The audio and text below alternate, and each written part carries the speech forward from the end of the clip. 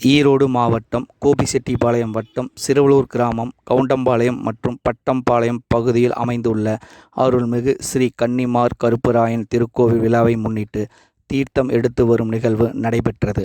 1000க்கும் மேற்பட்ட மக்கள் தீர்த்தம் எடுத்து வரும் நிகழ்வில் கலந்து கொண்டனர். கொடிவேரி அணையில் புண்ணிய நதியான பவானி ஆற்றில் தீர்த்தம் எடுத்து வரப்பட்டது. நமது சிறுவலூர் அருள்மிகு பச்சை நாகி அம்மன் திருக்கோவில் பூஜையுடன் துவங்கி சிறுவலூரின் முக்கிய பகுதியில் சென்று அருள்மிகு ஸ்ரீ கன்னிமார் கருப்பராயன் கோவிலில் சென்றடைந்தது.